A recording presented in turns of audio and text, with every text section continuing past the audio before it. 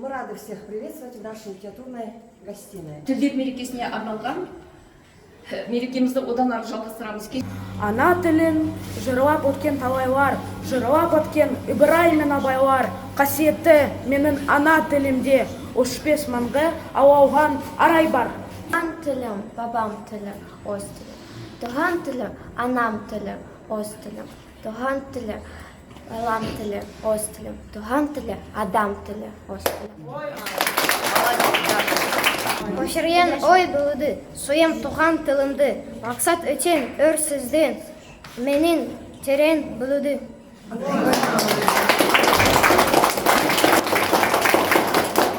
Қадырмыза әлі, ана тілім армы, ана тілім біліп қой, еркіндігін, теңдігін, ана тілім біліп қой, мақтанышын, елдігін.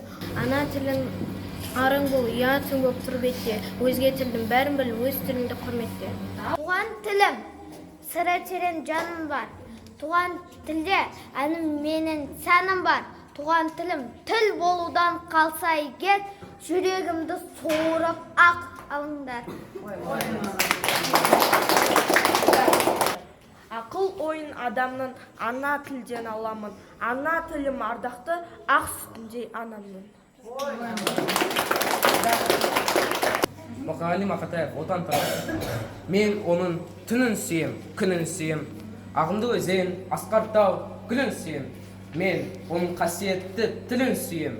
Мен оның құдіретті үнін сүйем. Ана тілім, алтын ұям, құндағым, ақ бесікте әлденді тыңдадым.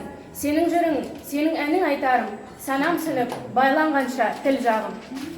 Сенің арқаң дүниеден сұрықсам, сенің арқаң тұнып ішсем тұнықтан. Туған тілімді, туған анамды ұмытқаным емес пе?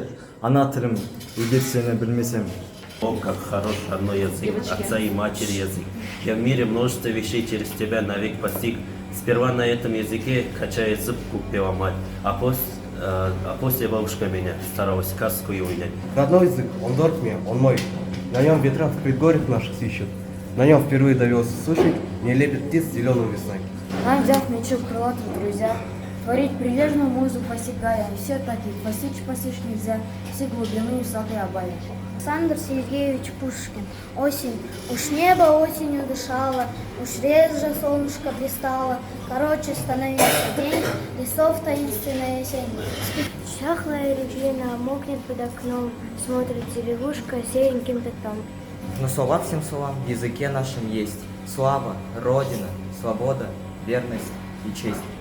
Повторять их не смею на каждом шагу, как знамена в чехле и в душе берегу.